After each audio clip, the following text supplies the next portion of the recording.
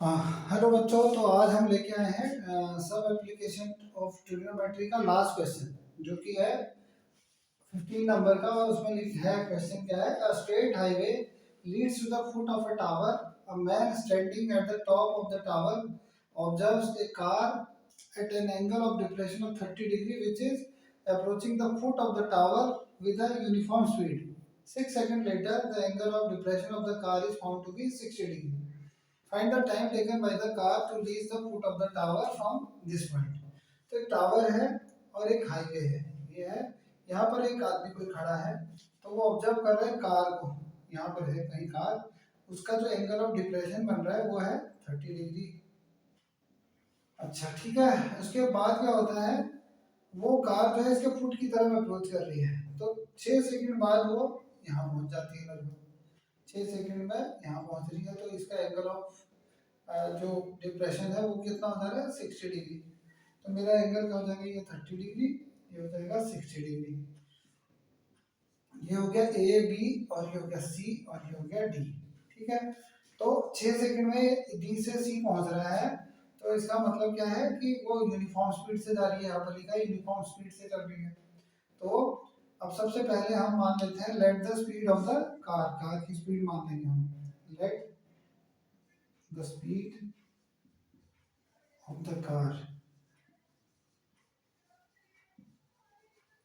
Is equal to x kilometre, x kilometre नहीं, metre per second मानेंगे, x metre per second. तो अब 6 second में इसने कितनी डिस्टेंस कवर करी? आफ्टर 6 सेकंड्स,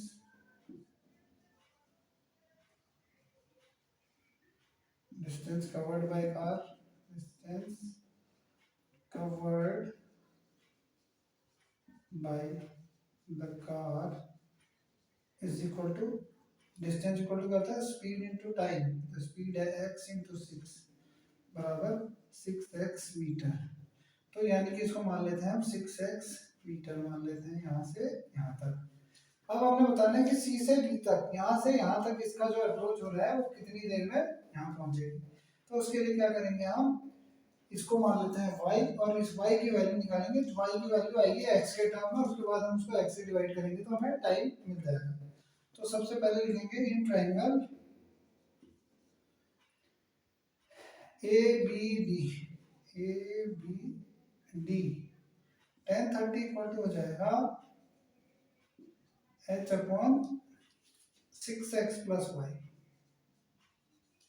h हो गया tan 30 के लिए h ये माना है मैंने, और 6x प्लस वाई इसका बेस हो गया।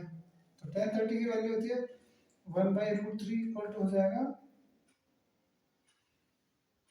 h upon x plus y, या हम इसको आगे लिख सकते हैं h इक्वल टू हो जाएगा x plus y, sorry 6x plus y, 6x plus y into √3। Equation 1 बन गई।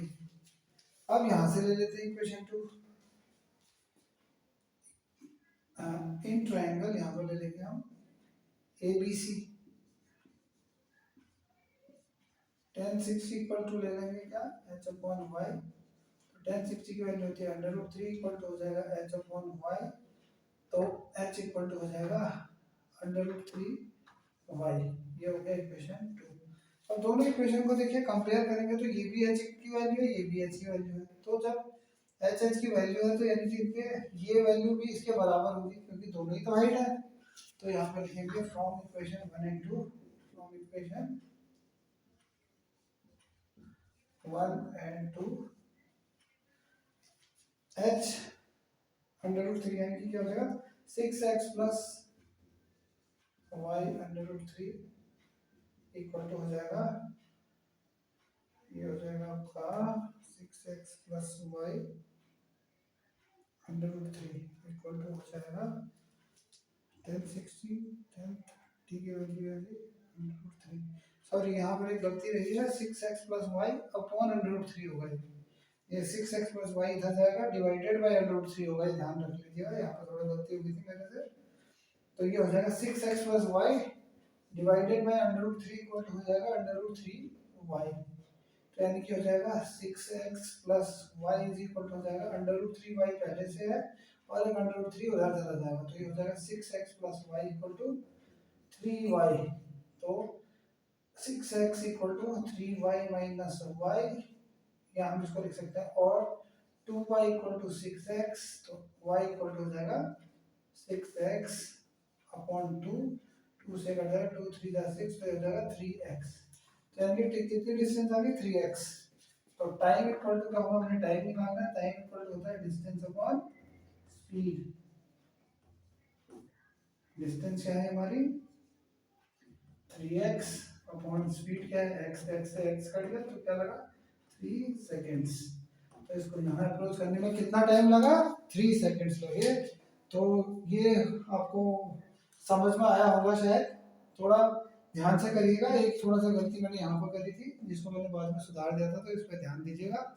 और इसी तरीके से आपने चीज़ों को समझना है, और समझ आएंगे तो आप चीज़ें आगे भी भेजते रहिए और देखते रहिए चैनल्स को। Okay, thank you.